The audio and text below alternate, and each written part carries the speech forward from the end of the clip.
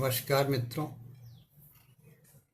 Facebook पटल पर जुड़े हुए मेरे सभी सम्मानित रचनाकार और मनीषियों का अभिवादन करते हुए मैं सम्मिलित हूँ श्रीकांत तेलंग जयपुर से।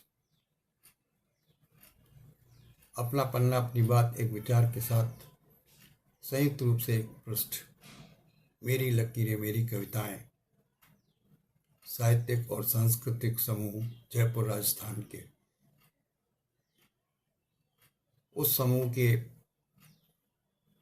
लिए मैं उपस्थित हूँ श्रीकांत तेलंग जयपुर से।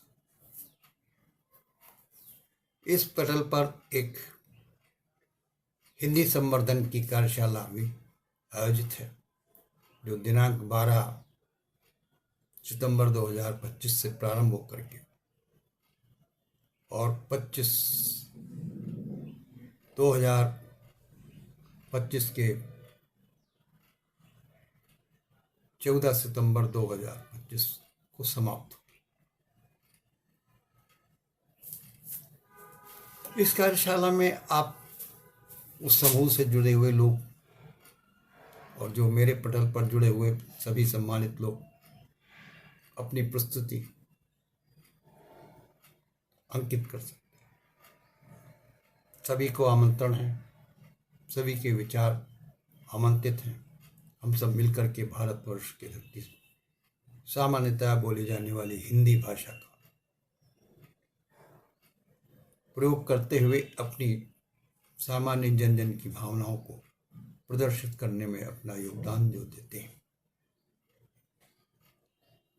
उस भाषा के मूल में आप जाएं तो भाषा का प्रारूप बदलते बदलते बदलते आज 2025 में किस स्वरूप में आप हम सब बोल रहे हैं। 17वीं शताब्दी के समय में जब जाएं तो आपको जो है वो भक्ति रस से जुड़ी हुई कविताओं का संग्रह, सूरदास, तुलसीदास, मीरा, कबीर, इस रसखान, ऐसे साहित्य मनीषियों ने अपनी अपनी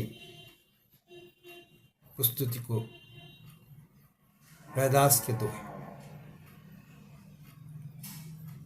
इन्होंने समाज के उस स्वरूप को बदलने के लिए अपने भाषाई संवर्धन से, भाषाई प्रयोग से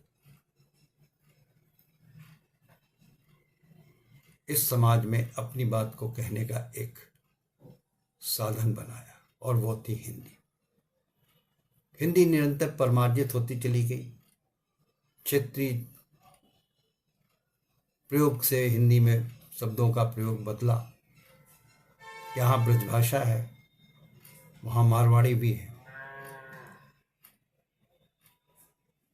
हिंदी का प्रयोग अलग अलग क्षेत्रों में अलग अलग बदलता चला गया, और आज वही हिंदी हमारे अन्य प्रदेशों में, दक्षिण भारत के प्रदेश के क्षेत्रों में, बंगाल के क्षेत्रों में बोली जाती है, लेकिन भाषा में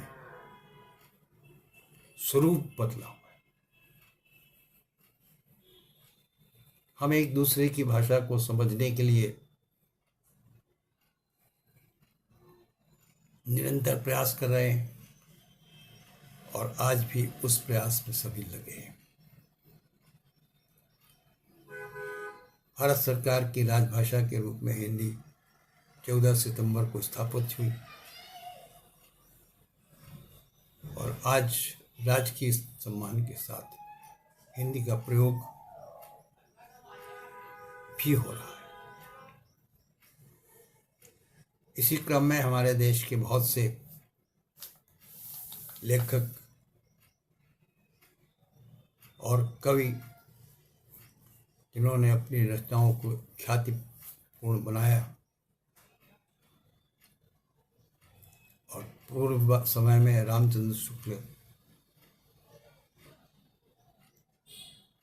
और भारतेंदु हरिश्चंद्र, सुमित्रानंदन पंत, महादेवी वर्मा, सुभद्रा कुमारी चौहान, रामधारी सिंह दिनकर, मैथिली शरण गुप्त, हरवंश राय बच्चन, सुमित्रानंदन पंत, ऐसे ही लोगों ने इस भाषा में काव्य लिख करके उस चीज परिवर्तित किया। यहाँ भाषा मात्र दोहे और सवैया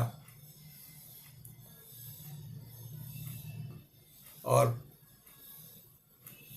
देखा जाए तो पद्माकर के समय में जिस तरह से लिखे जाते थे, रहीम के समय में ऐसे लिखे जाते, आज वो स्वरूप बदल गया है और साहित्य, हिंदी का साहित्य एक अलग भाषा के रूप में। हमें भाषाई प्रयोग के अपने इन विचारों में परिवर्तन लाना है और अधिक से अधिक हिंदी का प्रयोग करते हुए अपने जनजीवन की भाषा को पहुंचाना है। इसी क्रम में आज हम आपको हरवंश राय बच्चन का एक जीवन परिचय सुनाते हैं, जिनको मैंने कानपुर में सुना भी था। नाम हरिवंश राय बच्चन, हरिवंश राय श्रीवास्तव, जन्म 27 नवंबर 1907, मृत्यु 18 जनवरी 2003, बेला जन्मभूमि प्रतापगढ़, जहाँ नेहरू जी का चुनाव क्षेत्र था। बेला मंदिर है, प्रतापगढ़ राज्य का क्षेत्र है। उन्होंने मधुशाला, नीर का निर्माण, क्या भूलूं क्या याद करूं, बसेरे से दूर, और आज उनके जो पुत्र हैं अमिताभ बच्चन और अमिताभ बच्चन के साथ उनकी एक प्रसिद्ध कविता मधुशाला जो हुई, उसके कुछ अंश आपको सुनाते हैं।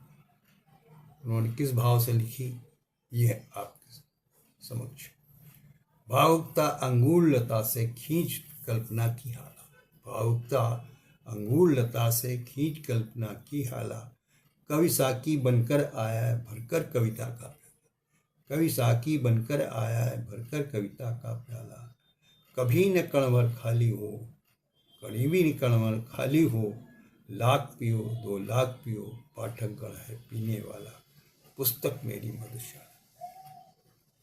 मदिरा जाल जाने से घर से चलता है पीने वाला, किस पथ जाऊं अफसोस में है वह भोला भाला, किस पथ जाऊं अफसोस में है वो भोला भाला, अलग अलग पथ बतलाते पर मैं यह बतलाता हूँ, पर मैं यह बतलाता हूँ, राह पकड़ तू चला चल, राह पकड़ तू चला चल, पहुँच जाएगा मधुशाला। इन मधुशाला की उन पंक्तियों में उस काव्यबोध को उन्होंने अंकित किया है। और काव्यबोध में यह दिखाया कि हमने मधुशाला की पुस्तक ऐसी लिखी है जिसको कितने ही लोग पढ़ें लेकिन उसकी पूर्ति नहीं होगी और वो प्याला भरता ही चला जाएगा। ऐसे सुंदर भावों से लिखी गई उस पुस्तक की चर्चा पूरे समाज में होती है, श्रेष्ठ कवियों में होती है। और आज हम जब हिंदी संवर्धन की कार्यशाला में अपने को सम्मिलित करते हुए गौरवान्वित होते हैं,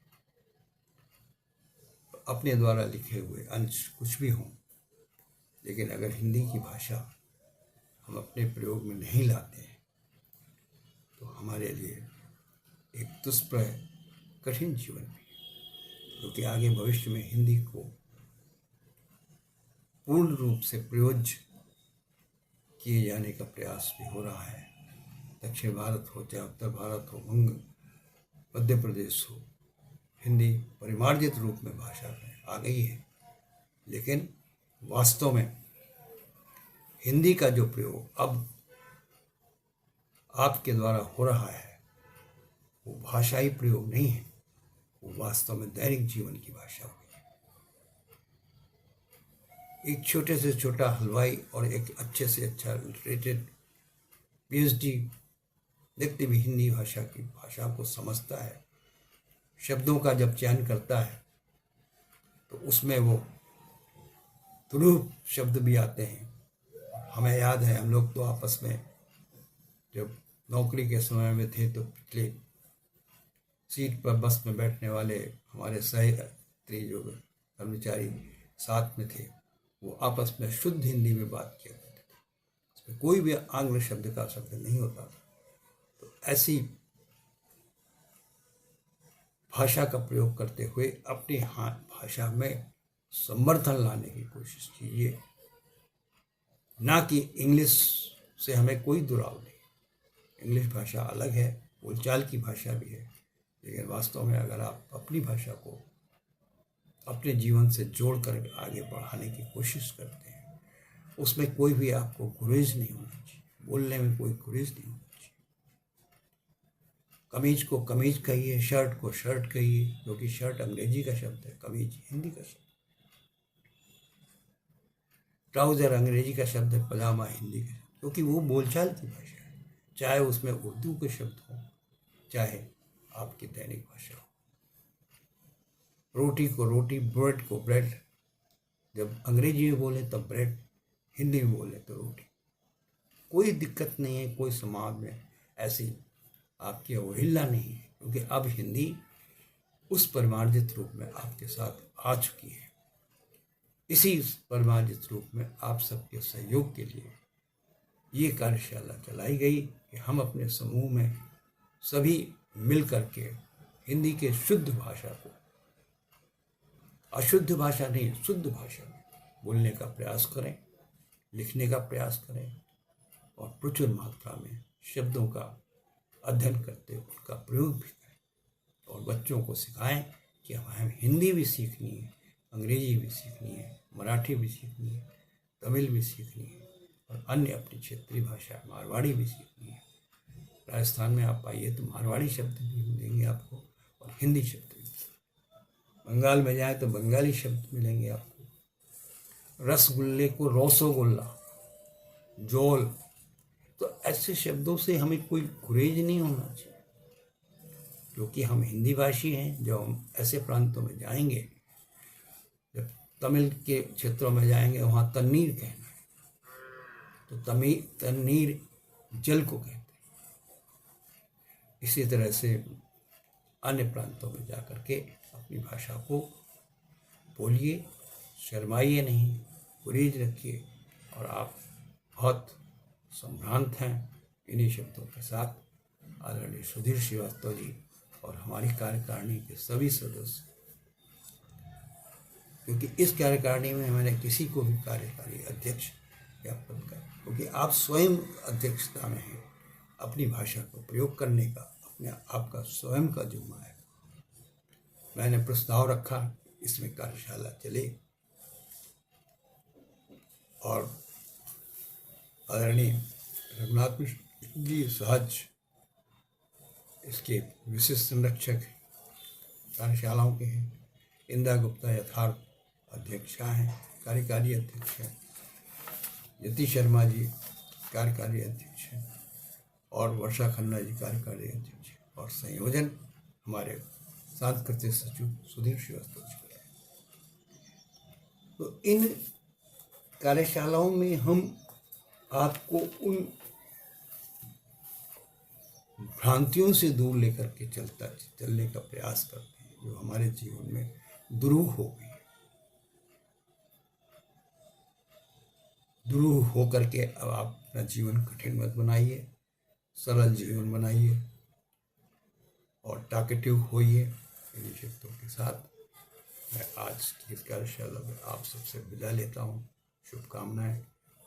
और ये कार्यशाला कल सायंकालीन 14 सितंबर को समाप्त होगी हिंदी दिवस के रूप में 6 बजे। आप सबके लिए अपने उद्बोधन से आपकी प्रशंसा करते हुए पुनः मिलेंगे आपके साथ। जय हिंद, जय भारत। धन्यवाद।